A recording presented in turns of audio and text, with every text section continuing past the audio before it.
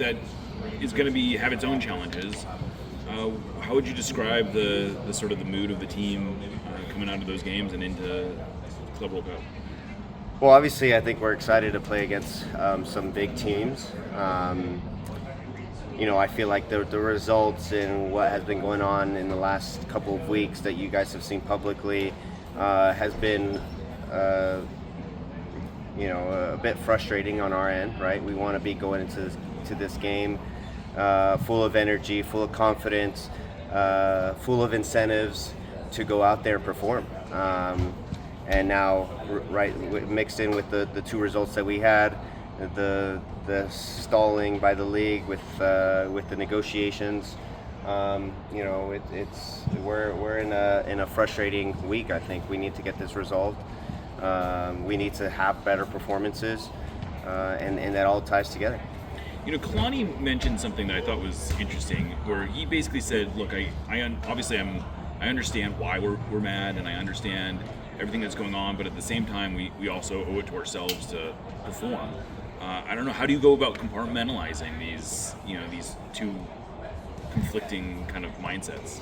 Well, we have been over the last 4 months, right? Like, we've had good and bad spells, and people don't see that, but now all of a sudden we're talking about, the whole distraction piece. We've been distracted as soon as the prize money came out, and we had no idea what we were getting. And I can tell you, we talked about today, as soon as that whistle blows, right, our focus is the entire game, right? We're not thinking about anything else besides winning that game. Now, before the game, of course, we're talking about what the league might propose or whatever, and that's a total distraction. But once the whistle blows, like, it's all on us, on the way we perform. We have zero excuses to perform badly. We have a world-class facility. We train really hard, really well. We have depth. We have injuries, but again, that's not an excuse. We have to go in there and get a result, or at least perform well enough to feel like you deserve a result. Are there any updates in terms of the negotiations with the league?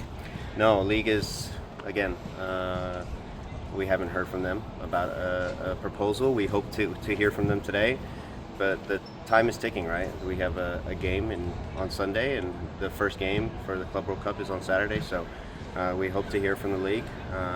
But again, we shouldn't be talking about this. We should be talking about how we're excited about playing some really good competition, and I hope that it gets resolved in the next 3 days. What's the level of confidence and the likelihood that this turns into a game of chicken? Of the game has come in and that proposal isn't quite there, and that you guys gotta decide what that looks like. What decisions you guys are gonna have to make if that negotiation doesn't come to a resolution by game time? Well, we practice this in every single negotiation that we have, whether it's with our individual contracts, coaches' contracts, MLS. You practice good faith, negotiation in good faith. And I'm not sure if I'm seeing that from the MLS side, right? We came up with an offer back to them after they stalled for a week, and we gave them an offer within 24 hours. And we haven't heard back. And so we talk about good faith all the time, and unfortunately we're not seeing on their side. And so we hope to receive an offer today, and so that we can put this past us and start actually negotiating. And again, our focus is Botafogo regardless of what happens, because we also have a lot of pride in ourselves, and we want to perform at a high level. What does success look like in this tournament for the Sounders? I think for us, it's good performances, right? Every game is different. Every game can change in 1 minute. We see that with red cards, with goals. We want to show that this league is capable of competing against the very best. And so I think good performances, good energy, intensity is really important going into this game, because we understand the quality that they have. We just need to bring that intensity to be able to compete at this level. Cristian, are you in conversations with Inter Miami and LAFC? And are you guys thinking about next steps if negotiation doesn't work out the way you are expecting? Yeah, I think our communications have been ongoing for a long time now. We've spoken to them. I mean, we have to come to agreements together. We have to decide on things together, and so we're united in that front. And yeah, we'll see what Sunday or Saturday presents, what the league ends up doing. But again, all cards are on the table, and we have to, do what's best for ourselves as well. You were obviously a part of the 2022 World Cup with the USMNT national team. What does it mean to you to now have the opportunity to compete in a tournament of that caliber at the club level? Yeah, in group play, it's really important when you're playing against really good competition, it's really important to have a good first game. It kind of sets you up for the entire tournament, and it doesn't feel like you're trying to catch up with the rest of the group. And so, first game is extremely important, and I think that's our mentality going into the group play. Take it game by game, but intensity and mentality is always, in group play, is always the starting point, and you need to have that in order to compete at this level. Do you have any advice for any of your teammates who haven't experienced a tournament of this, caliber, a global tournament? Yeah, I think butterflies, nervousness, all that is on the table, right? People are nervous to be at this stage, and that's okay because I think that the people care. But one thing I will say is we belong on that field. They belong on that field, and there's nothing like matching up against a top team and bringing that intensity that requires of us to compete at that level.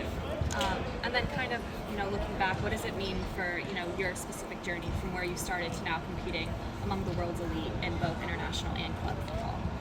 Yeah, I think as kids we dream of competing against the very best, competing at the highest of levels. At the club level, we talk about FIFA Club World Cup being, the highest of levels at the club level, and then at the World Cup international stage, we talk about that. And so it's every kid's dream to play at the highest of levels, and now we have the opportunity to do that at home against some of the very best in the world.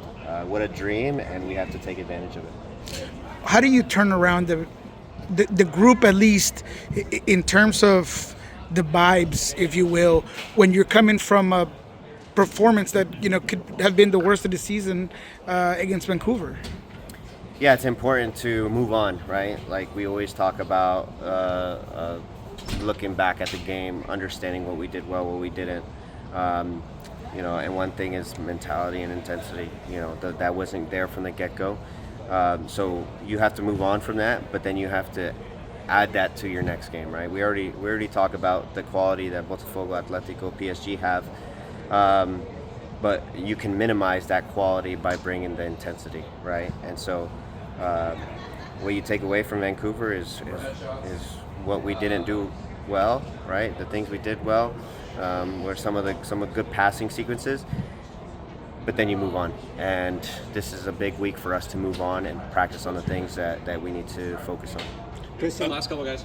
on the U.S. men's national team, obviously the last results haven't been as good as people are expecting. You're still involved in the U.S. men's national team. Do you think that level between UF and CONCACAF has increased, and do you have any comments on the availability of players to represent the U.S. men's national team? I don't think that the level has widened. There's always a pride thing that comes into play when you play for the national team. And so whether you're winning a game 1-0 or 4-0 or losing a game 4-0 or 1-0, you have to have the same level of pride going into games and during games. Now that being said, I do feel like we could have showed a bit more against Switzerland, and I fully expect our team to bounce back in the Gold Cup because it is important to show that type of pride. But I hope that the national team is ready. Yeah, we have missing players, but there's certain things that you can do to again, we talked about minimizing the gap, and that's intensity and mentality.